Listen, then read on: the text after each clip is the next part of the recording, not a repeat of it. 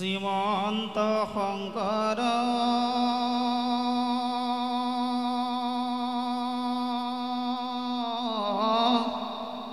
হৰি ভকতৰ জানা যেন কল্পতৰু তাহান্ত বিনাই নাই নাই নাই আমার পরম গুরু রাম তাহান্ত বিনাই নাই নাই নাই আমার পরম গুরু কৃষ্ণ। অসমীয়া জাতিৰ ভেটি প্ৰস্তাৱক, নৱবৈষ্ণৱ ধৰ্মৰ প্ৰচাৰক জগতগুৰু শ্ৰীমন্ত শংকৰদেৱ গুৰুজনাৰ শ্ৰীচৰণত প্ৰণিপাত জনায়। লগতে এই দ্বিতীয় বৈকুণ্ঠত উপস্থিত কৃপালু পাপবান্ধৱ সমস্ত কালিন্দী স্বৰূপাই মাতৃসকল, দেশৰ মেৰুদণ্ড স্বৰূপ যুৱক যুৱতীকে প্ৰমুখ্য কৰি কণ কণ শিশু ভক্তসকলৰ শ্ৰীচৰণত আমি ভক্তিভৰা সেৱা নিবেদন কৰিছোঁ। ভক্তি জ্ঞান আৰু বৈৰাগ্য বৰ্ধককাৰী এই ভাগৱতৰ কথা আমাৰ জ্ঞান অনুসৰি আপোনাৰ খবৰ আগত আমি অকণমান আলোচনা কৰিবলৈ আগবাঢ়িছোঁ। যিহেতু আমাক আসন ভাগ দিছে, আমি ব্যাখ্যাকাৰ বুলি যদি কোনোবাই কয় আমি প্ৰথমতে বৰ ভয় খাওঁ।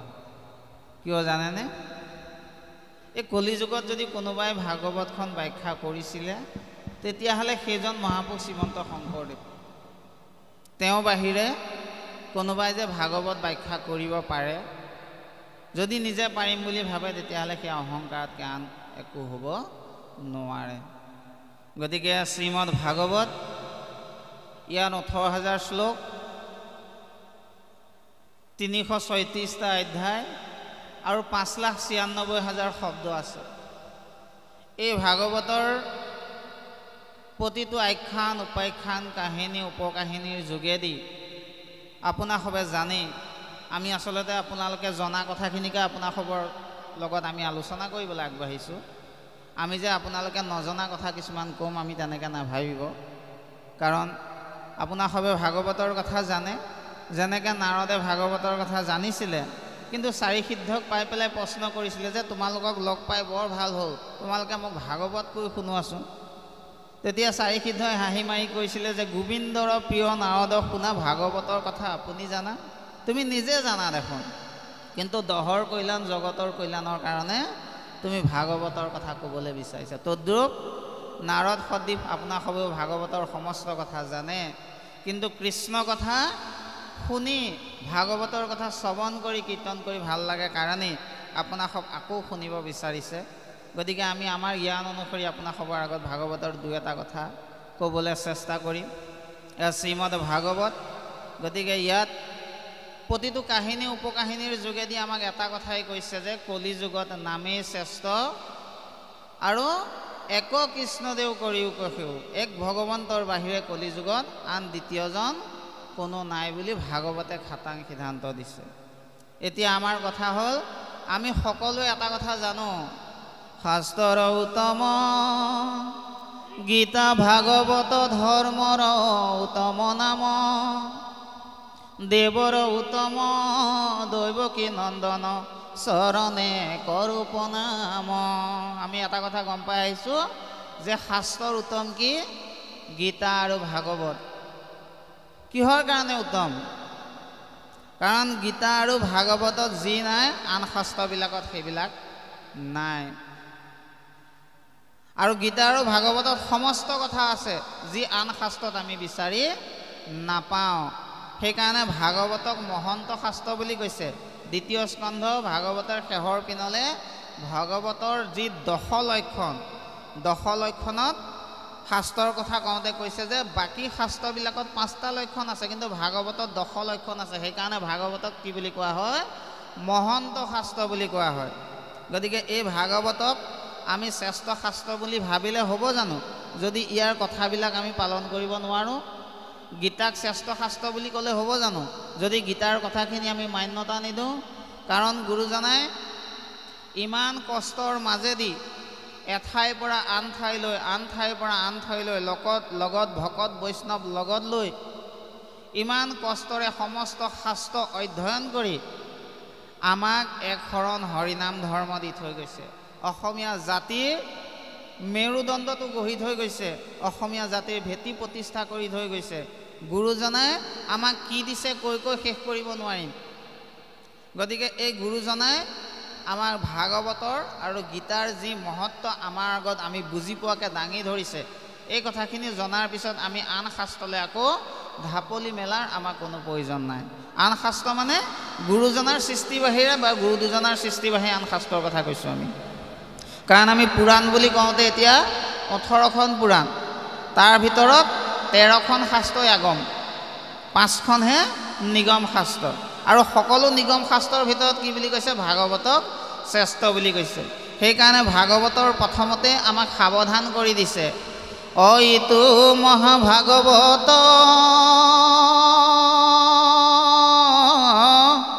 সমস্ত শাস্ত্ৰৰ তত্ৰ বেদ বেদান্তৰ সাৰ ভাগ তৰ্ক ব্যাকৰণ আদি সমস্ত শাস্ত্ৰক পঢ়ি অথৰ্বক নাপাইবক। আৰু এই ভাগৱত সমস্ত শাস্ত্ৰৰ সাৰ।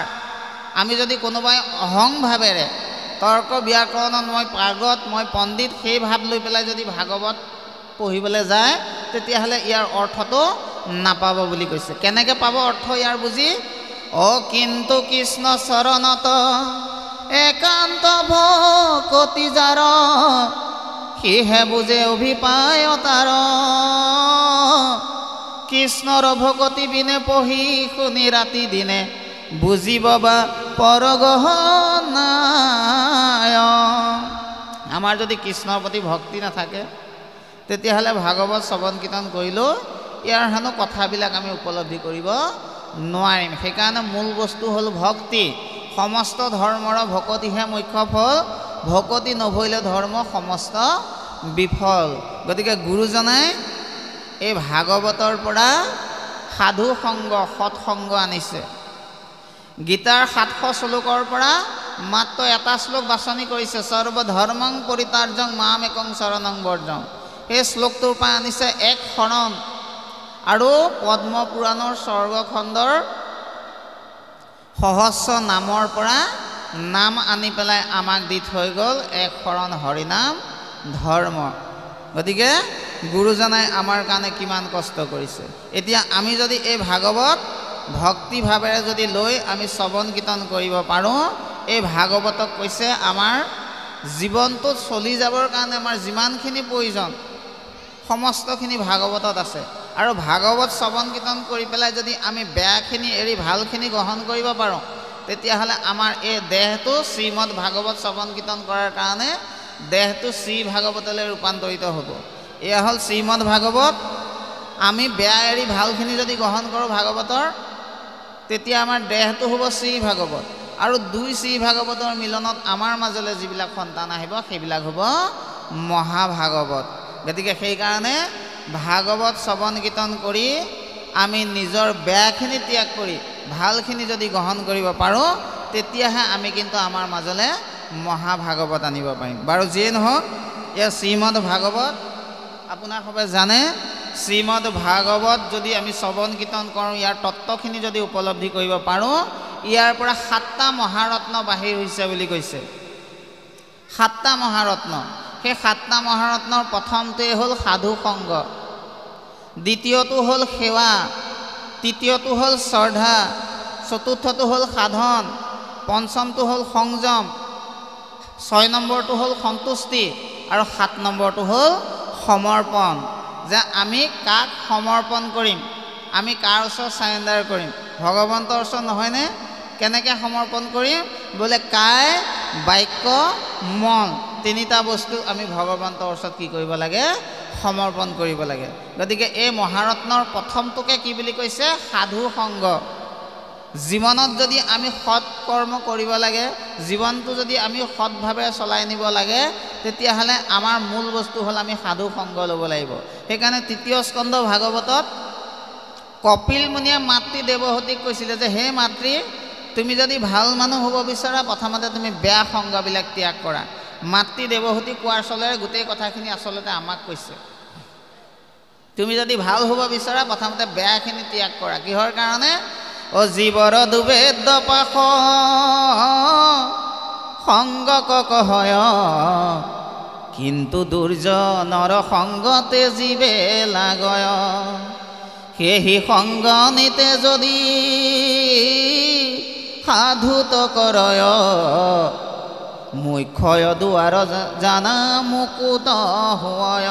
সাধুৰ সংগ ল'লে আমি যে মুক্তিৰ কথা কৈ থাকোঁ, এই মুক্তি দুৱাৰখন আমি জীৱন্ততে পাই যাম, জীৱন্ততে মুক্তিৰ গৰাকী হ'ব পাৰিম। গতিকে আমি বেলেগে মুক্তি বিচৰাৰ কোনো প্ৰয়োজন নাই। গতিকে সেইকাৰণে সাধু সংগ সেৱা আমি নিজক সংযম কৰিব লাগিব, আমাৰ সাধনা কৰিব লাগিব। আমি যিকোনো বস্তুতে সন্তুষ্টি লাভ কৰিব পাৰিব লাগিব। কাৰণ আমাৰ মনটো যেতিয়ালৈকে অসন্তোষীয়া হৈ থাকে তেতিয়ালৈকে আপুনি তিনিতলৈকৰ সম্পত্তি পালেও আমি সেইজন কেতিয়াও সন্তুষ্টি লাভ নকৰে। যিজন অসন্তোষীয়া তিনিতলৈকৰ সম্পত্তি পালেও তেওঁ ক'ব যে মোক আৰু লাগে। যেতিয়ালৈকে আমি লাগেকৈ থাকিম তেতিয়ালৈকে আমি পৰম সুখ লাভ কৰিব নোৱাৰিম। সেইকাৰণে কৈছে অসন্তুষ্ট প্ৰাণীৰ নখন্দে মন দুখ তৈলুক্যৰ লক্ষ্মী পাইলে নাহি তাৰ সুখ। যে তিনিতলৈকৰ সম্পত্তি পালেও তেওঁ সুখ বিচাৰি নাপায়, আৰু লাগে।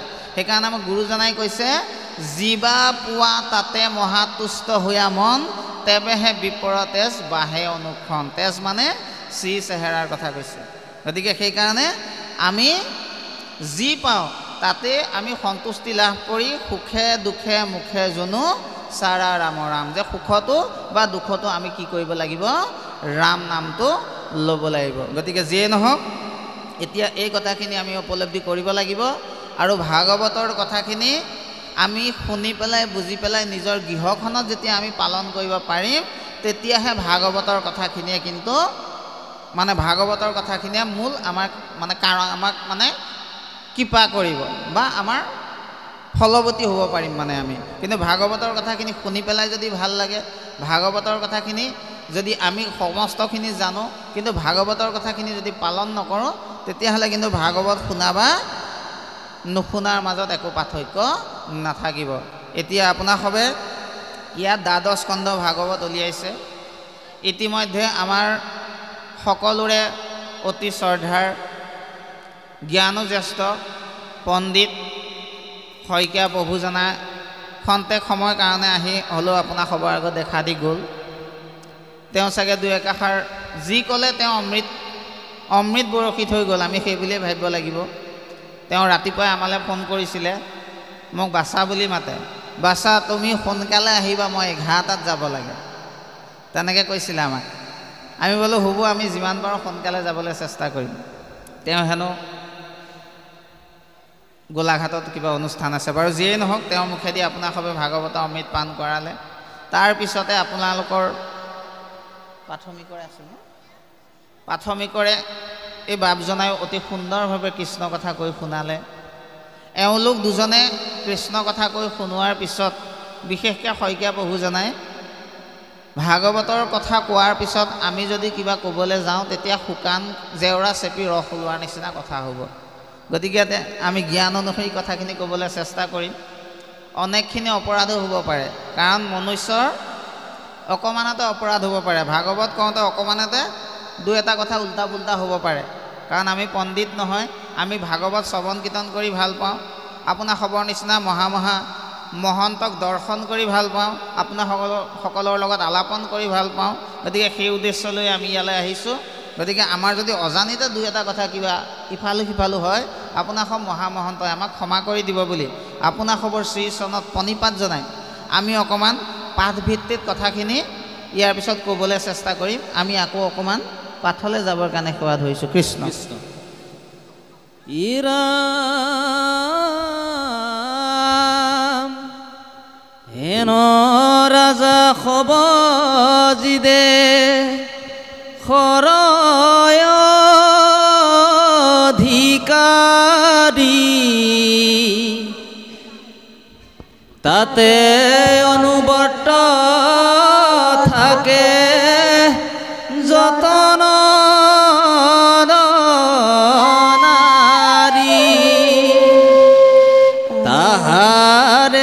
ভাব লইবে তাহারে আসার কুলক্রিয়া হবে হইবে একাকার মানু অন্যেরা জাহাজি গজবা জীবল রাইজর নিমিতে ঘুর করিবে কন্দল ইরাম কাতি মারি গ্রাম দেখ করিবে উসন মহাপীরা পায়া ক্ষয় হইবে প্রজাগণ ইরাম পরম নিদ্রয় যেন রাক্ষ আকার ধন লোভে প্রজার তিবে মহামার ইরাম লোকত মিলিবে আহি ঘুরবি মঙ্গল অনুদিনে বাইবে কলির মহাবল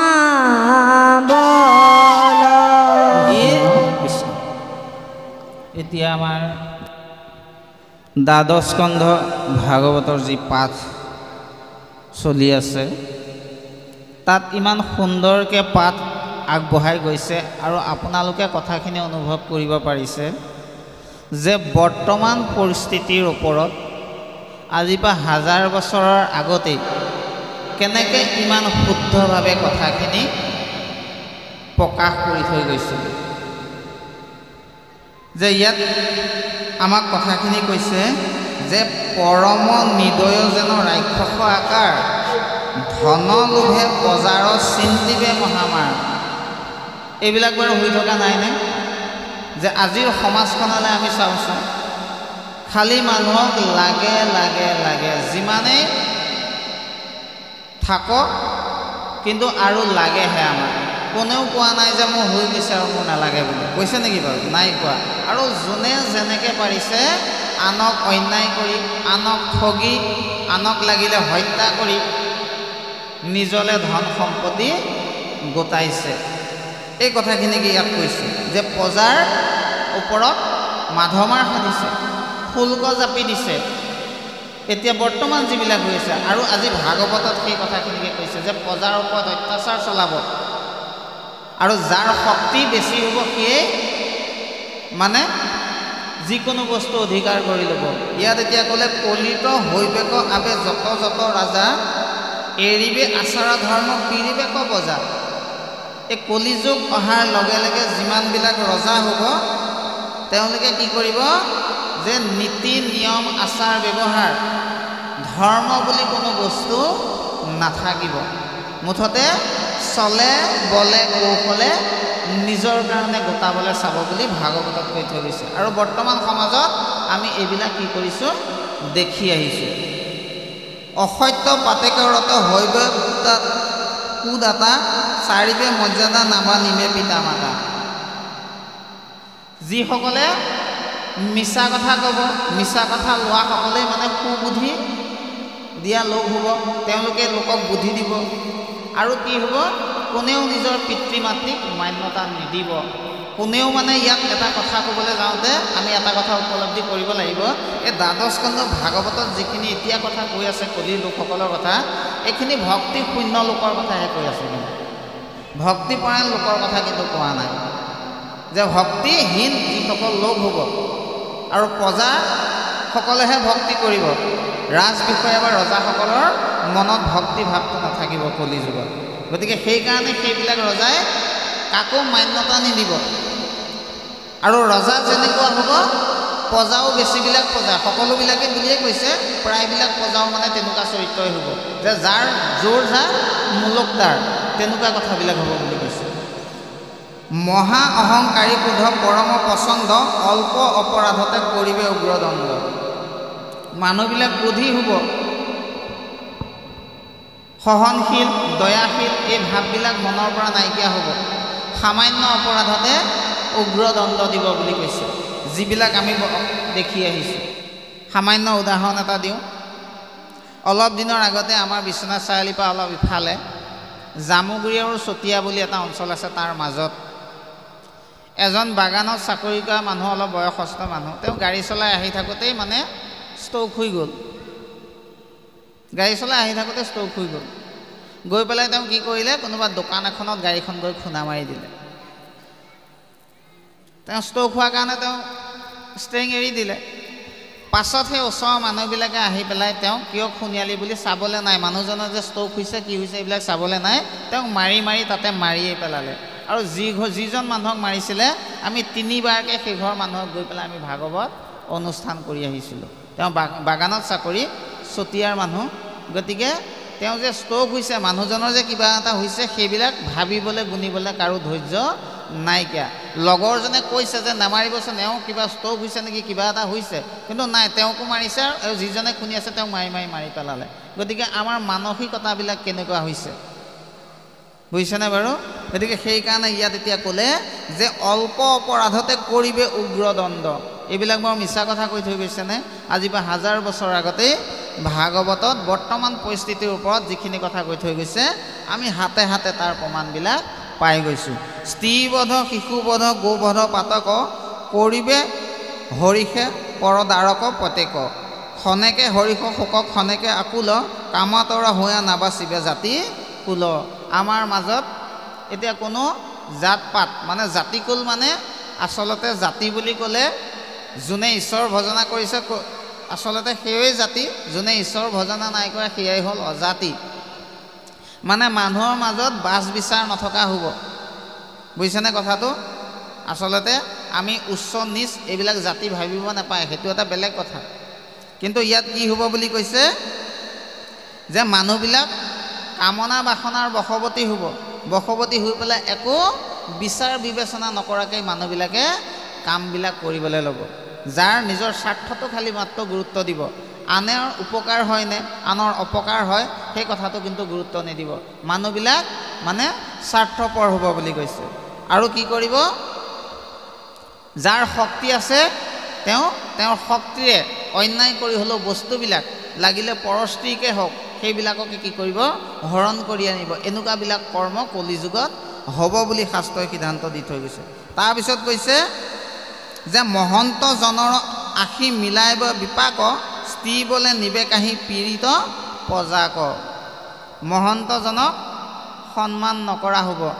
আজিকালি চাওকচোন, বহুত লোকে মান্যতা নিদিয়ে, উপলুঙা কৰে। ভকতক দেখিলে বহুতে নিন্দা কৰেনে বাৰু? এইকেইজনৰ কাম নাই আৰু, ঘৰে ঘৰে ঘূৰি ফুৰিব, মাহ প্ৰসাদ খাই, তেনেকৈ কোৱা মানুহ আছে, নাইনে বাৰু? কিন্তু ভগৱন্তই কি বুলি কৈছে? হৰিৰ পৰম প্ৰিয়তম নাহি হৰি ভকতৰ পৰে হেন ভকতক নিন্দয় যিজনে হৰিকে হে নিন্দা কৰে। যদি হৰিৰ ভকতক কোনোবাই নিন্দা কৰিছে, প্ৰকৃততে ভগৱন্তকহে নিন্দা কৰা হৈছে হেনো। গতিকে সেইকাৰণে কোনোবাই যদি নিন্দা কৰিছে কৰিবলৈ দিয়ক, তেওঁৰ ফলটো ভগৱন্তই দিব। এই মহন্তজনৰ আগতে মহন্তজনে যিটো স্থান পাইছিলে, ভকতজনে যিটো স্থান পাইছিলে, বৈষ্ণৱজনে যিটো স্থান পাইছিলে, আজিকালি সেই স্থানটো নোপোৱা হ'ব, কোনেও কাকো মান্যতা নিদিয়া হ'ব। এইবিলাক হ'ব বুলি কৈছে। গতিকে সেইকাৰণে সন্ত মহন্তসকলক কোনোবাই বেয়া ব্যৱহাৰ কৰিব, এইবিলাক হ'ব বুলি কৈছে। এতিয়া আমি যে সন্ত মহন্ত আমি যে কৈছোঁ, এতিয়া মহন্ত বুলি ক'লে আমি কি বুজিম বাৰু? শাস্ত্ৰত কেতিয়াবা ক'ৰবাত মহাজন বুলি কৈছে হয়নে বাপ?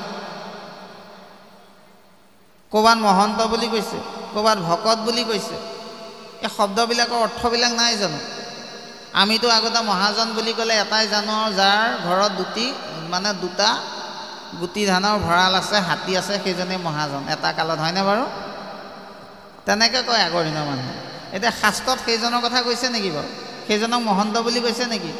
নাই কোৱা। মহাপুৰুষ মাধৱদেৱে ইয়াত মহন্ত শব্দটো ওলাইছে কাৰণে কৈছোঁ, মহাপুৰুষ মাধৱদেৱে মহন্ত কাক কয় ধুনীয়াকৈ আমাক বুজাই দি থৈ গৈছে। কি বুলি? কৃষ্ণ পদ মাত্ৰ সেৱা কৰে, সকলো কামনা পৰিহৰে, বেদ ব্যৱহাৰ কদাচিত নলংঘয়, কৃষ্ণ পদ সেৱা সুখ মনে, কৰে অনুভৱ সৰ্বক্ষণে, ইহাক মহন্ত বোলয় নিশ্চয়।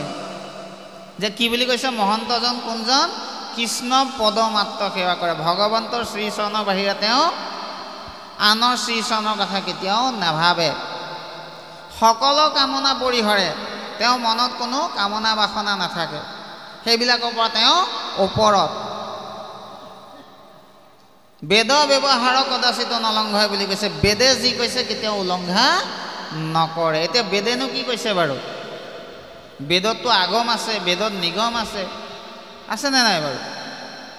বেদততো বহুত কিবা কিবি আছে, কিন্তু ইয়াত কৈছে যে বেদ ব্যৱহাৰ কদাচিত নলংঘয়, বেদে যি কৈছে তাক উলংঘা নকৰে। এতিয়া তাৰ কাৰণে আমি যাব লাগিব, ব্ৰহ্মাদেৱে পূৰ্বত আনিলা বেদ চাৰি, তিনিবাৰ ওলোটাই চাহিলা বিচাৰি, প্ৰজাপতি বেদত এহিহে পাইলে সাৰ, হৰি কীৰ্তন এখেতৰে দুৰ্ঘোৰ সংসাৰ। বেদৰ মূল বস্তু কি? বোলে ঈশ্বৰৰ নাম, সেইটোহে কিন্তু মূল। সেই মহন্তজনে বেদৰ এই মূল বাক্যটো কেতিয়াও উলংঘা নকৰে। কৃষ্ণ পদ সেৱা সুখ মনে বুলি কৈছে, কৰে অনুভৱ সৰ্বক্ষণে। এই যে আমি যে ৰাতিপুৱা গা পা ধুই ঈশ্বৰ সেৱা কৰোঁ নহয়, আবেলি বা সন্ধিয়া কৰোঁ নহয়, নকৰোঁ জানো? কোনোবাই নকৰিব পাৰে, কিন্তু আমি ভাবিছোঁ সকলোৱে কৰে, নকৰোঁ জানো? এই যে ঈশ্বৰ সেৱা কৰোঁতে কেনেকৈ কৰে? আনন্দ মনেৰে কৰে। যে কেতিয়া গাটো ধুওঁ, কেতিয়া গুৰুগৃহত সোমাব পাৰোঁ, কেতিয়া ঈশ্বৰৰ নাম ল'ব পাৰোঁ, মানে মনটো ব্যাকুল হৈ থাকে। সেইকাৰণে কৈছে কৃষ্ণ পদ সেৱা সুখ মনে, আনন্দ মনেৰে কৰে তেওঁ, কৰে অনুভৱ সৰ্বক্ষণে। ঈশ্বৰ সেৱা কৰি পেলাই তেওঁ অইন কৰ্মলৈ যেতিয়া গ'ল, নিজৰ কৰ্মত গৈ পেলাই ঈশ্বৰ সেৱাৰ কৰা আনন্দকণৰ কথা তেওঁ ভাবি মনতে আনন্দ লাভ কৰি থাকে। মানে কথাটো কেনেকুৱা জানেনে? এগৰাকী মাতৃ যেনিবা চাকৰিয়াল, তেওঁ যেনিবা 2 বছৰীয়া 3 বছৰীয়া 4 বছৰীয়া শিশু এটা আছে, তেওঁ যে সেই শিশুটোক ৰাতিপুৱা খুৱাই বুৱাই মৰমত কাৰোবাৰ হাতত দায়িত্বটো দি পেলাই যে স্কুললৈ গ'ল, স্কুললৈ যাওঁতেও সেই শিশুটোৰ কথাকণ মনত পৰি পেলাই আনন্দ লৈ থাকেনে নাই বাৰু? মাতৃসকলে ভালকৈ জানিব, লয়নে বাৰু?